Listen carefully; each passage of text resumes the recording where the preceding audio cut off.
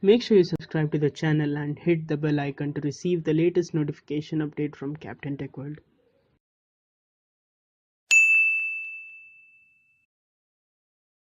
Hello everyone, today I'm discussing about the GSM and its architecture. GSM is a standard which was developed by ETSI for second generation digital cellular networks. So here I will discuss about the GSM architecture.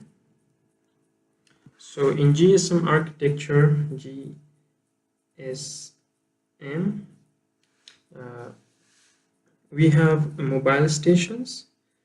These are our mobile stations. These are the entities of a GSM architecture. So they're called as MS, which stands for mobile stations. These mobile stations are connected to something called BTS. BTS, it stands for base transceiver station. Within one area there can be many BTS. BTS are nothing but the towers where our mobile phones are getting signals from. So within one area there can be many BTS. So here we have another BTS, and this mobile phone is connected to this tower, and this mobile phone is also connected to this tower. So BTS, which stands for base transceiver stations, are nothing but the towers where our mobile phones are receiving signal from. And these towers are connected and controlled by something called as BSC. So what is BAC? BAC is base station controller. Base station controller. So this BSC controls the BTSs within a specific area.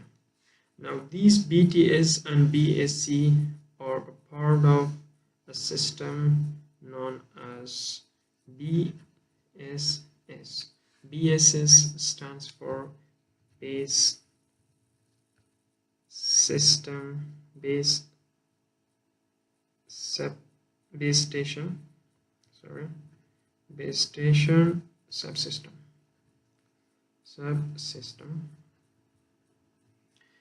And this BSC is connected to something called MSC. And what does MSC stands for? MSC is mobile switching center. So MSC actually creates those virtual links when we dial a number, and this is the job of the MSC, which actually creates a virtual link and connects us to the destination. And there are other components also, like SMSC, which stands for short message system, and we have a GMSC, which stands for gateway MSC, and these are all part of a system known as NSS. Now what does NSS stands for? NSS stands for network subsystem, network station subsystem.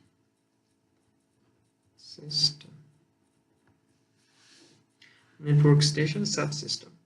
And there are many databases which are which are attached with this MSC, which describe the MSC.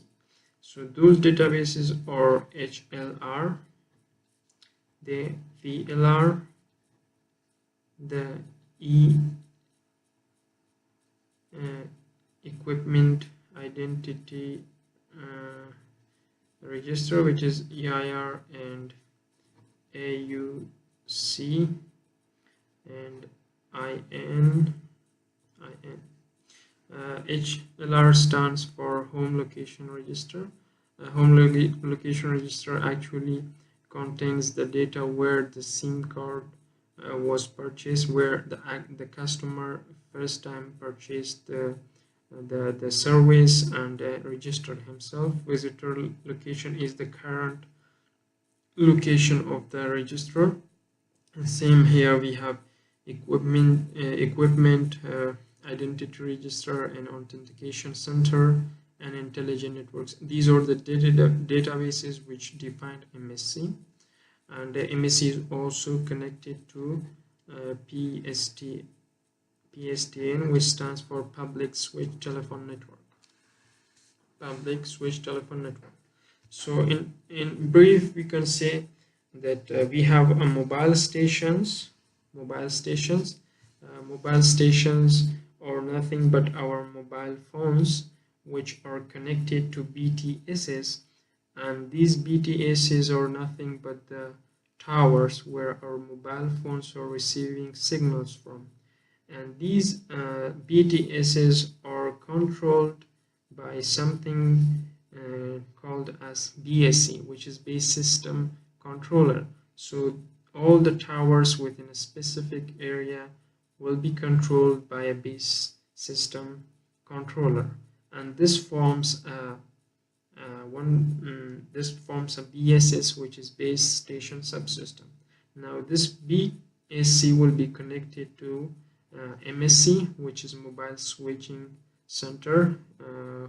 This creates the virtual links for our mobile calls, and there will be some databases attached to this MSC, so it can track or it can identify the customer, which are HLR, VLR, and EIR, AUC, IN, and more.